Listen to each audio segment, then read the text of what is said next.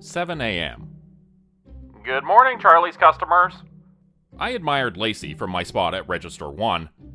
She had been giddy for our grand opening all week, and I found her bubbly attitude adorable. Thank you to our loyal customers for joining us for the grand opening of the updated Charlie's. She waved her hand dramatically towards the banner above her head that read, "Your local family department store is back." Cheryl bounced up and down while clapping at Register 2. Proud of the banner she had used 10 bottles of glitter glue to complete. We can't wait for you to enjoy our new self-checkout stations and the new mystery vending machine. If those don't fit your fancy, we have plenty of new options we know you'll love. Lacy spent 4 days of the past week writing the morning announcements, and I had spent all 4 of them begging her not to include "fit your fancy" in it. Clearly, she didn't consider that for the final draft. She might as well have added a few yee-haws while she was at it. Thanks so much for joining us, and we'll be here if there's anything at all you need help with. She removed the shiny new microphone from her grasp, but she did it the same way you had to maneuver the old one to avoid feedback noises, making me laugh. Her blonde curls bounced at the same rhythm as her footsteps as she walked over to me. Her smile was as bright as her tie-dye shirt. "You did great," I told her. My heart fluttered as her smile brightened even more. "You'll always be our resident party popper," chirped Cheryl. I noticed she had some purple glitter glue in her hair. I wouldn't put it past her to have done it on purpose. "Cheryl, you're needed at aisle 12 for code brown," said Chip over the radio sets clipped to our belts. "I repeat, Cheryl, you're needed at aisle 12 for code brown." Cheryl furrowed her brow. "What's a code brown again?" "There's a party popper on the loose," I explained. "Oh my goodness," she exclaimed. "A surprise party." "It will definitely be a surprise," I agreed. After plopping her red and white striped elf hat back on her head, Cheryl scampered off in search of her party. "Isn't a code brown the lady that always comes in on Tuesdays, shits on the floor, and then stole laxatives?" asked Lacy. "Precisely." She shimmered in discomfort while groaning, "Poor Cher." "Welcome back, Charlie's folks. We had quite a break, didn't we? I honestly expected to be back sooner, but things haven't exactly gone to plan. Well, some have, and some haven't. Let me explain the outcome of where we left off. Due to the events of the last entry of the Charlie's Chronicles, the owners decided we needed a little break. Well, that was how it was explained to us at first. In reality, they thought it was an excellent time to revamp the store. So, as they put it, they graciously offered us some time off during the process. The graciously was believable at first, until our paid vacation was no longer paid. We should have known it was too good to be true. But you live, you learn. After the bills got too overbearing, Cheryl offered for us to move into their mansion. Of course, due to our lack of jobs, we agreed. Lacy, Gary, and I had applied to many different places, yet we failed to receive callbacks. After seeing black sedans following us everywhere we went, we figured the owners might have something to do with our failed career endeavors. Can't have their loyal workers finding better jobs now, can they? I even tried that Demon Dash app that everyone's been raving about, but it didn't work out. Demons rarely ever tip you. I did have one offer me a human heart, though. I debated accepting and selling it on the black market, but I figured it would land me in the doghouse with Lacy. We spent most of our time enjoying sliding up and down Cheryl's ginormous staircase, just like they did in the movies. The staircase cascaded from nearly the ceiling to the floor, and a huge crystal chandelier hung from the ceiling in the middle of the staircase landing and the front door. Chip Jr. regularly hung from the chandelier, re-envisioning it as a high-dollar jungle gym. The fun ended after Gary lost his balance mid-slide, fell backward over the railing, and snatched up Chip Jr.'s tiny foot. Obviously, that didn't work, and they went tumbling to the expensive tiled floor. It took about 6 months for the store to complete construction, but we've been here for the last month helping set up everything. In whatever universe Charlie's occupies, it is currently the Christmas season. Christmas carols had been on full blast from the boombox Chip implanted in his chest, giving us a free concert from Lacy and Cheryl, and Chip Jr. on backup vocals. I would have given my tickets to someone else if given the opportunity. The many beautiful, twinkling Christmas trees decorated around the store made up for it, though. Here's a list of the new stuff added to the store. Self-checkout and a mystery vending machine, as announced by Lacy. A full-sized furniture and housewares section. Dimensional portals. A larger parking lot. Special parking for online order pickup. Smart car charging spots. Smart broom charging spots. Pharmacy, apothecary. A new pylon sign, because apparently the old one got stolen.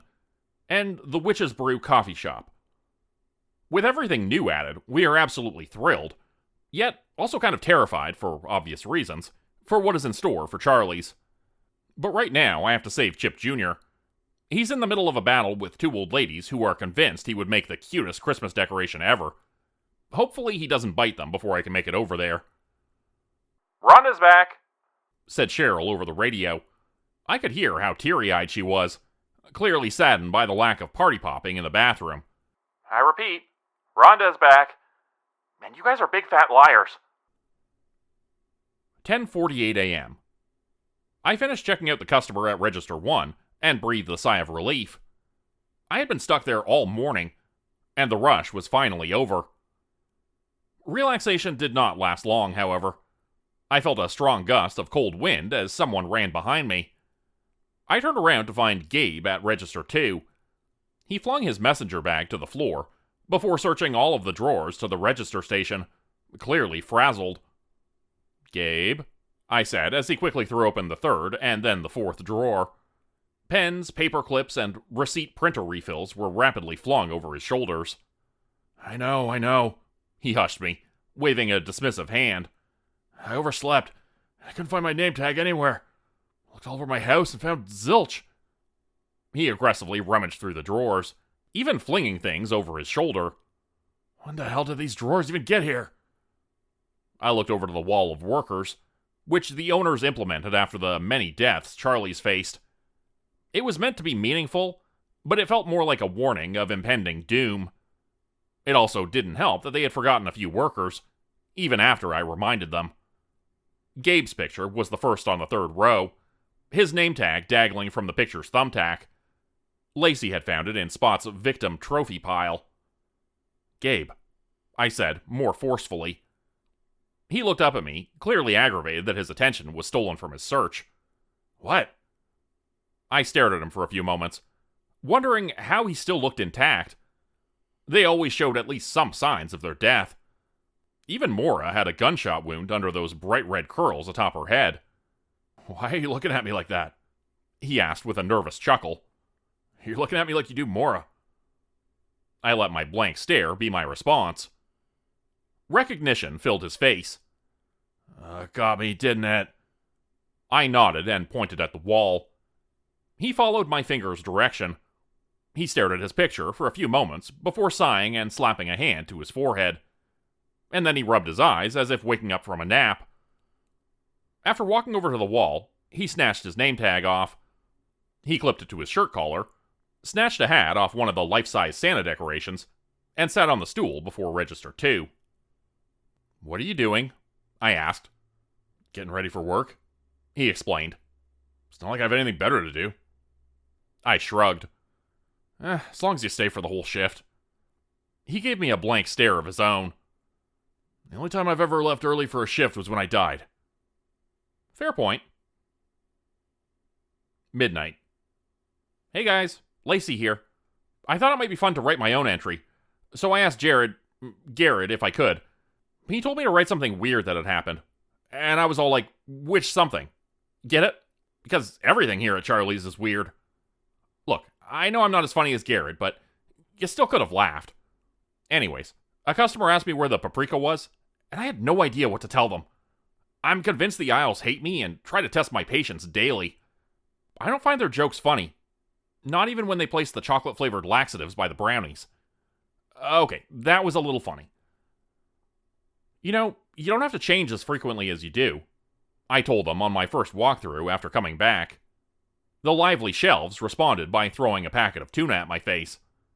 I'm glad it wasn't in a can, but still, I was not too fond of the shelves' humor. I'm tired of your shit. A container of cat litter catapulted over the shelves and landed beside me, exploding on impact. I scowled as the particles rained down on me. Without thinking, I snatched a can off the shelf beside me, stepped back, and launched it into the rack. In return, I had 2 cans thrown at me, missing me by mere centimeters. An all-out battle ensued, with me throwing items as fast as possible at the sentient shelves. They were going faster than me, obviously, but either way, it didn't take long for the shelves to empty. But not completely. The only thing they contained, really, was splattered food debris. I smiled smugly at the shelves, placing my hands on my hips. How do you like them apples? The smile only lasted a few seconds, though, after I realized what I had said. Wait! I yelled, holding up my hands as I heard something soaring through the air. I snatched up 5 packages of tortillas and placed them over my head as a makeshift shield. Our entire selection of apples began to rain down on me, hitting as hard as a hailstorm. I pictured the stack of them in produce gradually being emptied and weaponized. After a good 5 minutes, the apple assault finally ended. But I wasn't even given an opportunity to breathe before loud creaking noises filled my ears. As I realized the shelves were attempting to crush me, I quickly hopped to my feet. My whole body was sore, but I refused to back down, squeezing through the little available opening of the shelves before they collided. A horrified look spread across my face as I saw that all the shelves were toppling like dominoes. I hopped from shelf top to shelf top, determined to get to the exit before the whole store fell to shambles. And then... 12:39 p.m. Lacy had been karate chopping the air in her sleep for the last 5 minutes, so I gently shook her awake. She woke up with a start, a string of drool dripping from her lips and onto the break room table. Hey, you okay? I asked. You're having a nightmare. What about the flying turnip greens? She asked me. I paused for a moment, not sure what to say. The what? Was all I could come up with. Lacy tried to explain, but she didn't get the chance. She held up a hand toward me as she clued in her headset. Lacy, you're needed at the back for a truck. Not the transformer kind. Chip said. I repeat, Lacy, you're needed at the back for a truck. Not the transformer kind. Why the hell does he keep saying it that way? She asked me. Do you not remember the week where he barricaded himself in one of the guest bedrooms and binge-watched all the Transformers movies? The same week Gary binge-watched all the Halloween movies? I nodded.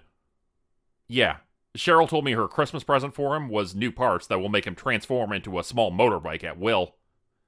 She cocked an eyebrow at me, slightly nodding in approval. I'd rather be a moped, honestly. You'd be a cute moped, I said with a grin. Honestly. She returned my grin and kissed me on the cheek before heading to the back room. Oh yeah, that was new too. 1:42 p.m. You gotta be kidding me, I said to the security cameras. I released a sigh, walked outside, and headed toward the right side of the parking lot. A small tent about the size of a porta-potty sat on the freshly paved handicapped parking spot. Loud music blared out from behind the canvas, and the fabric rippled and wiggled as the bass boomed. I sighed before pressing the doorbell that floated beside the tent's zipper. Although the tent seemed minuscule from the outside, it was obnoxiously large from the inside. This tent gave the Henry Pitter tents a run for their money. The music lowered significantly before a voice called out, "It is unlocked. You may enter." The zipper glided open before me. You're aware you live in a cloth tent, right? I asked him as I motioned toward the opening. I could just walk right in. You're aware that I'm an all-powerful wizard who could lock your mouth if I wanted to, right? He snapped back. A tent is nothing.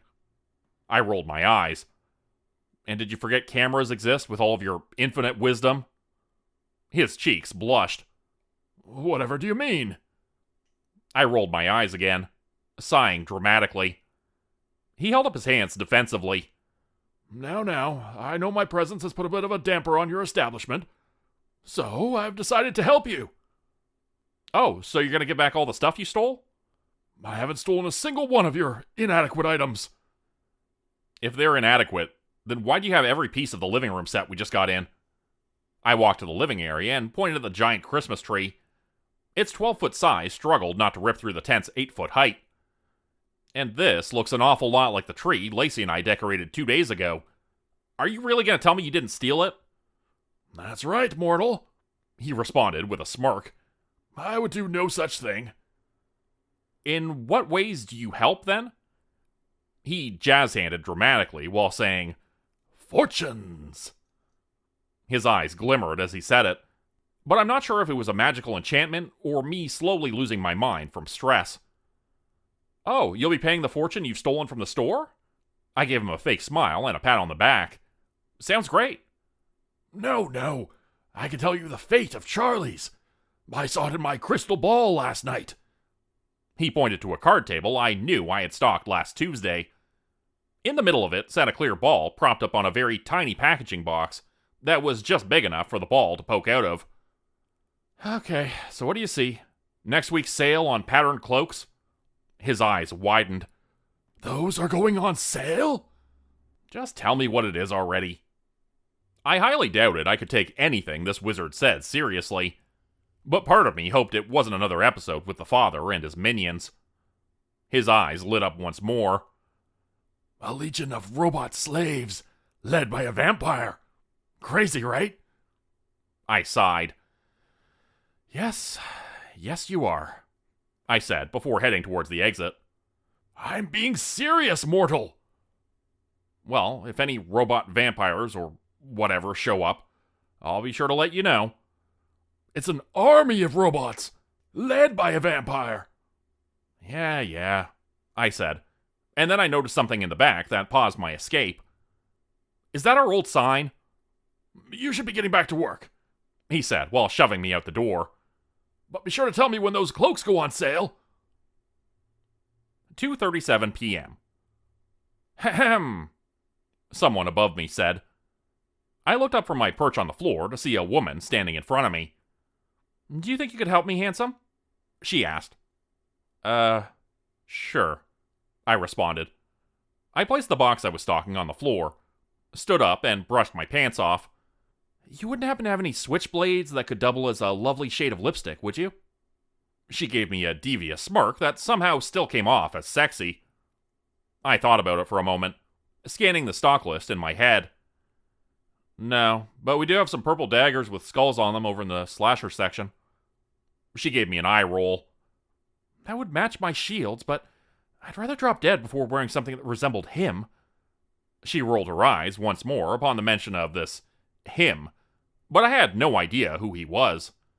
I fought the urge to give her a confused look, debating the possibility of her being some sort of war veteran ghost based on her pistol and bandages hanging from her belt.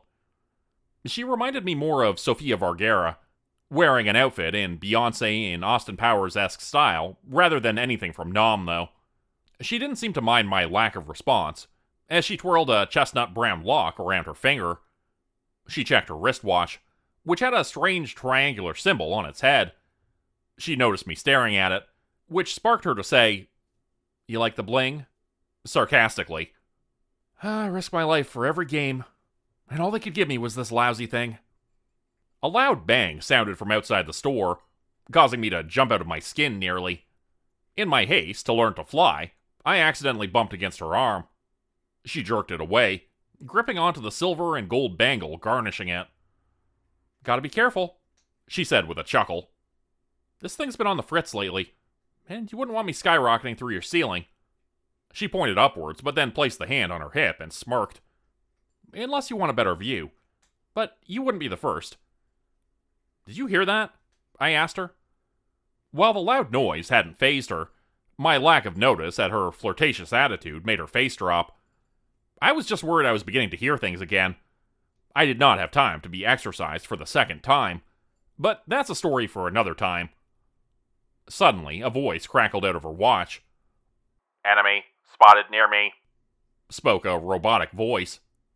Even more unexpectedly, a jetpack-clad figure zoomed through the aisle's opening, barely missing the woman in front of me. Gunshots rang out as a robot chased after her. A smiley face on its chest screen grinned eagerly at the game of cat and mouse. The beauty in front of me sighed deeply before sliding a gun out of her bootleg. I backed up a bit, shocked as I watched her take aim and land a headshot on the pilot, just as she had begun to sail upwards, Her body hit the ground with a loud thud, and the robot jumped up and down cheerfully as it applauded her. "Good one, friend," it shouted. "I'm never going to hear the end of that one on date night," she said with another eye roll. "Thanks for the help," she said before saluting me. She ran off in the direction she came from, the robot trailing after her. I scanned the rest of the store, slightly worried that no one else had witnessed the gunfight. A second later, the pilot's body vanished into thin air, and a metal box slammed down in its place. A woman dressed in an actual army uniform and a cyborg rushed to the box, swinging it open and shoveling its contents into their pockets and backpacks. I released a sigh before crouching to finish stocking the shelves. I really hope I'm not possessed again. 2:54 p.m. I think one of my favorite sections of the store right now is the one we let Gary have complete creative control over. The slasher section of the store is his favorite for obvious reasons, and he decided to decorate it just for the holidays. The front shelf, usually meant to display the lightest slicing and dicing products, currently contained a small Christmas tree, decorated with various horror movie-themed ornaments. Red, blinking lights garnered its black limbs, and the star on top matched. The best part was the backdrop, a blood-splattered black and white plaid blanket. He had hung up a small banner across the top that read, "Dashing through the snow in a one-horse open sleigh." I'm not sure if the blood was real or fake, but I knew I loved the various pictures of our small ragtag team scattered across the plaid squares. I admired it as he was adding the finishing touches. "Looks great, Gare Bear." He turned around to beam at me. "Jared, we have an issue," said Lacy over the radio. "Can you come to the registers?" I distractedly eyeballed a picture of Lacy and me decorating one of Cheryl's many Christmas trees. She had 5 throughout her mansion, and each had its own theme. Her face was lit up with joy at the joke I had just cracked. I felt butterflies in my belly at that memory. "Jared?" she repeated, waking me from my trance. "Can you come to the registers?" As I walked through the store, I noticed a man speedily trying to shove as many rubber ducks into his pants as they could contain. His wide, unsettling eyes and greasy, jet-black hair told me to steer clear. And what's one of my top mottos working here, folks? It's not polite to stare. "The registers aren't making sense anymore. It's all gibberish," she explained after I arrived. I checked out all of the registers, and sure enough, their language settings had been changed to an alien concoction of symbols. The strange thing was, the letters on the keyboard had also been changed to the weird language. I curiously pressed a single key on the register in front of me. In return, it gave me a very loud and unpleasant beep. An error message took over the screen, its exclamation mark blinking angrily. I said back to it. I pressed the spacebar carefully, a bit scared of what would happen. A large red squiggle stretched across the screen, and it took me a minute to realize it was an electrocardiogram. The error message flashed before changing to, "Look behind you." "Lacy said you needed assistance?" I jumped at the sound of Chip's voice, and I turned around to find him waiting for a response to his question. He ignored the annoyance on my face and waited for an order. "Yeah, can you take a look at the computers for me? I think they've swapped to a dead language." As he read the screen, his expression filled with calculations, and I mean that literally. It was actually full of calculations. I could see bright blue numbers flying around in his eyes as he determined what the language was and what era it was from. He stared at it for a long time, unblinking, which I don't think he needed to blink now that I think about it. "Okay, so what does it translate to?" I finally asked, growing more frustrated. He finally looked up, and his expression had swapped from concentration to worry.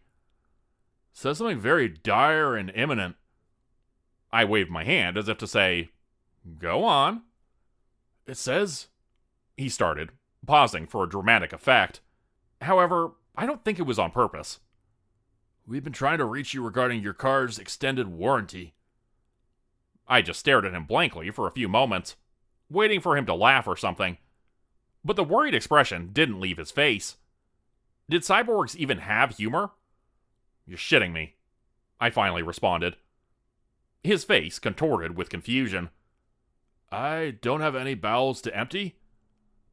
My blank stare stayed, although it clearly did not affect him. Just fix them as soon as you can. The computer chirped to get our attention. Good luck, the screen read. 3:05 p.m. One of the owner's latest business ventures happened to be something that brought immense humor to Charlie's. A vending machine. Why, you ask, does a vending machine bring humor? Because this was no ordinary vending machine. This was a mystery vending machine. The shiny and sleek metal contraption housed 4 rows with 4 spots for items each. All of the spots contained brightly colored boxes with mystery items inside. I'm not going to tell you what all of the mystery items were. Hell, I didn't even know all of them, honestly. But I will tell you one thing that some of them contain. Potions. Potions that our lovely partner, Quick Brew, supplies. As always, they were late. But luckily, our coven of witch customers were too distracted by the new coffee shop to notice. A sharp-dressed fellow entered the store, just after I had swapped the register tills. Honestly, he looked like a mob boss to me, and I was worried Gary had gotten himself into some deep shit. I'm Joey, he introduced himself. I'm your new potions dealer from Quick Brew. What happened to Herschel? He got, replied the potioneer. Got? What does that mean? All I know is there was a mishap with a vampire island. Now the poor sap is burnt up, he explained. So Joey's here now, and Joey's got the goods. Are we gonna have a problem? Do the goods contain snakes of any kind? He cocked an eyebrow at me before shaking his head. Then you are wonderful, I replied. And don't forget to restock the new vending machine, too. He saluted me. Aye, Captain. He picked up his potions bag, mumbled something close to, "Good day, Toots," to Lacy, and headed into the store. Heavy, thudding footsteps approached behind me, and I turned around to find Gary coming in hot. "Gare, I told you to stop trying to sneak up on me." Lacy snickered beside me, but Gary gave no response. As he came closer, I noticed how wide his eyes were. He latched onto my arm with a vicious grasp, shaking me a bit as he yelled, "How much wood could a woodchuck chuck if a woodchuck could chuck wood?" My face scrunched up in confusion. "How much wood could a woodchuck chuck if a woodchuck could chuck wood, Jared?" I looked at Lacy for help, and she looked just as worried as I felt. "I don't know." Rage clouded his face as he gritted his teeth. 52. He overpronounced each syllable, as if my inability to answer the question caused him physical pain. My arms began to burn at his intense grip. "Gary?" spoke up Lacy. His head swiveled so aggressively towards her that I heard his neck crack. It snapped back to its normal position as his eyes trained behind me on someone else approaching. He scampered off without hesitation, running through the doors and abandoning his previous task. "What the hell?" I asked. "Staring at a metal wall will do funny things to your noggin," responded Joey as he walked up beside me. "Staring at a metal wall?" asked Lacy. Joey ignored her. "All filled up, chumps. You got all the necessary goods, including all the new seasonal items." "Ooh, what new seasonal items?" asked Lacy. "I've been wanting to add to my selection." "Coal and Curse Blocker, Fruitcake Fiasco, and the Carrie Christmas Curse. It's a potion that teleports whoever you choose to a universe that contains only a Mariah Carey concert. But the only song she ever plays is All I Want for Christmas, and she plays it on an infinite loop." Lacy looked horrified, but she said nothing. "I also did want to let you know that your butcher was passed out beside the vending machine, though. I slid him behind the butcher counter. Bad for business to have bodies lying around." He fished a Quick Brew pamphlet out of his bag and handed it to me. I took it without looking at its contents and shoved it into my back pocket. "Passed out? Did you make sure he was alive?" Yeah," he replied calmly. "He's just an evil clone." What?" asked Lacy, concern in her voice. "Evil clone?"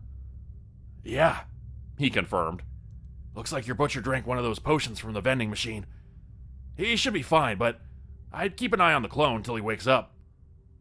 We glanced towards the direction Evil Gary had run in. Well, shit, I muttered. How are we going to do that? Joey shrugged while glancing at his wristwatch. Well, looks like I need to be on my way. Lacy flung out an arm to stop him. Wait, what does an evil clone do that makes it evil? How bad does it get? Joey gave Lacy a look that said, "Is it not obvious? I guess you'll figure it out." And with that, he hurried out the door. Lacy turned to me, her face full of concern. What the hell do we do? I shrugged. Make another clone to man the deli?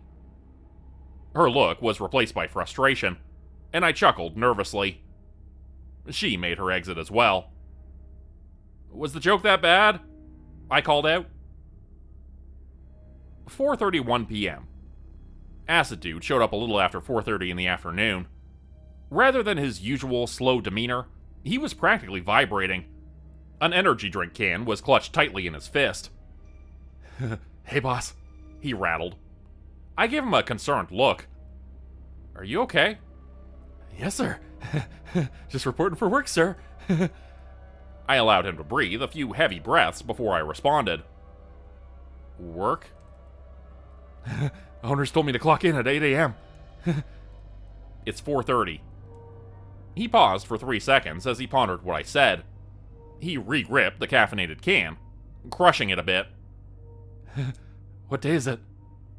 Monday. He counted his shaky fingers for a moment. I thought it was Tuesday. Did they tell you to clock in on Tuesday? No. He left it at that as he chugged the rest of his drink. Once empty, he crushed it on his forehead before LeBron Jamesing it into the trash can. It was hard not to stare at him in bewildered amazement, honestly. When did they hire you? Because they haven't told me anything.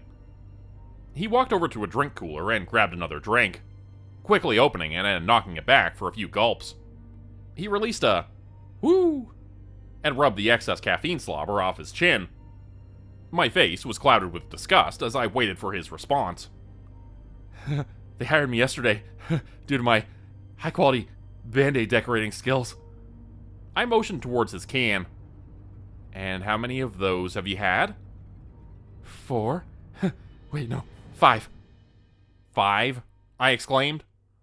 His tremors increased as he nodded at me, particularly with his head. Yes, sir. I want to stay focused, sir. I sighed as I rubbed the bridge of my nose. Go be focused on zoning the grocery aisles, then. He saluted me with his free hand. Sir, yes, sir. He zoomed off towards aisle 1, and I swore I saw a dust cloud trailing after him. I looked up at the security cameras angled towards the registers. At this point, you guys just hire anyone. 7:19 p.m. Since his untimely departure from Charlie's, Gabe has had a few memory-related issues. Mostly, he's been struggling to remember the crucial procedures and codes we have in place, so I made him a cheat sheet. We've noticed it helps Mora when we do similar things, so I decided to give it a shot with Gabe as well. Here, I said as I handed it to him. He looked up from his change drawer, instinctively breaking 2 rolls into their respective sections without even looking. Memory after death is a strange thing. What's that? He asked. A cheat sheet for all the codes and rules at Charlie's, I explained. It's more like a cheat book, but okay. He skimmed over it, his finger tracing random bits here and there as he flipped through the pages. They're so specific. And they were. The list was a mixture of stuff the owners told me when they hired me, and the things I had learned on my own. It has 42 codes and double that amount of procedures. Just for curiosity's sake, I'll tell you guys the top 5 most essential codes to know. Number 1. Code Red. The front restroom is covered in blood again, although this hasn't happened since remodeling. 2. Code Orange. Fire. 3. Code Brown. Rhonda is in the building and has defecated on an aisle. We don't know why she gets pleasure from it, but she does. 4. Code Black. Bad weather. 5. Code Light Blue. There's a baseball game between vampires and werewolves in the parking lot, and someone just got decapitated in a flashback. Proceed with caution. Let me make it imperative that these are only a small selection from the extensive list. This is 5 of 42. Plus, it is constantly being added to. You truly never know what could happen at Charlie's, even if you've worked here for years. There are many things I've never even witnessed or had to handle on this list, but there are also many things I've added myself that the owners never witnessed. Gabe's forehead wrinkled as I could see the immense worry growing on his face. Did I remember all this when I was alive? I shrugged.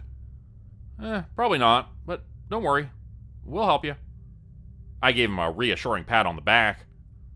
Just glad to have you here again. A smile lit up his face as he folded up the packet and placed it in his back pocket. I'm glad to be back. His face went blank a second later. Now take my picture off that wall. 9:06 p.m. Attention Charlie's customers. The time is currently 9:02 p.m. The store is now closed. Please bring all items to the front so we can check you out. Announced a very sleepy-looking Lacy. She let go of the microphone's button to release a long and drawn-out sigh before continuing. And we know you're hiding in the bathroom, Arnold. Walk out with your hands up and we won't hurt you. Arnold peeked his head out of the bathroom's tiled opening, so only his eyes showed. They still looked off. He made no effort to walk out. Lacy scowled at him for a moment. Anyways, the store will open again tomorrow at 7 a.m. We thank you for shopping with us at your local family department store. Have a nice night. Go ahead and lock up the dimensional portal, Cher, I said. Aye, aye, Captain, she said while saluting me. She headed over to the 3 huge doorways set up by the front door, which seemed a little too reminiscent of the portal the father had opened in our store. But the owners didn't seem to care about whether or not we had lasting trauma from that ordeal. Before Cheryl could close all the doors, a goblin popped out of the first one. Extra, extra, read all about it, he shrieked, before launching something at my face. I am ill-prepared for situations where goblins appear through portals and throw things at you, so it smacked me straight on the nose. I yelled out, mostly in shock, but before I could retaliate, the short creature had retreated into the portal to safety. Little asshole, I said as I reached to pick up the item it had thrown at me. The telltale sound of something shooting through the air hit my ears again, but I managed to duck this time. As I snatched various snacks and magazines from the register shelves to weaponize, Lacy grabbed the item that had offended me to begin with. Ursula replaces the father after failed grocery store stunt, she read aloud. Take that, you little shit, I yelled as a pack of gum smacked the goblin in his knobby nose. The creature released an angry shriek, admitted defeat, and departed. I gave the doorway a triumphant smirk before looking at the item Lacy was shoving in my face. I took it and read the title she had just read. From Disney? She pointed towards the subtitle that read, Ursula, not the Disney Sea Monster, Jones. Ah, I said while nodding. Her parents suck for that one. With our conversation having distracted us, it gave Arnold a chance to make a mad dash for the front doors. Tucked under both of his arms were several rubber chickens. They squawked in panic with each step he took. Arnold, I called out. His head swiveled around way further than it should have been able to, and his crazed, bloodshot eyes met mine for only a second, before he darted through the doors. The rubber birds begged for help during the whole escape. Chip, Arnold is on the run. I spoke into my radio's headset. I repeat, Chip, Arnold is on the run. Lacy grabbed my jaw and turned my head back toward her. Do you think Ursula will pull another stunt like the father did? I shrugged and threw my hands up. I'm still wondering what we did to piss the father off. Well, the bathroom wall did say we finished round 1. So, how many rounds are there? And why do we have to go through them? I shrugged once more, and the conversation ended at that. The worry on Lacy's face broke my heart, but I really didn't have an answer to her questions, and I think she knew that. So she just hugged me before heading off towards the management office. A lot has happened since Charlie's first came into existence, and a lot more will happen in the future. While my time here hasn't always been daisies and rainbows, I'm glad I've experienced it. I'm grateful for the family and friends I've made along the way. And I'm thankful for all of you reading this right now. Thank you for joining the Charlie's Journey. And I hope you continue to stay along for the ride.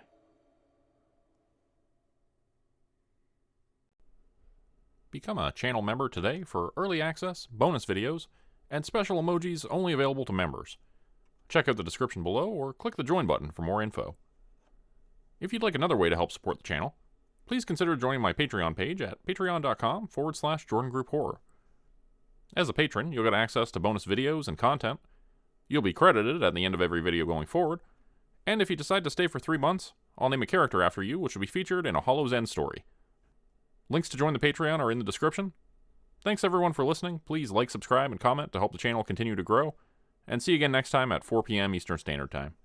Hope you have a great night.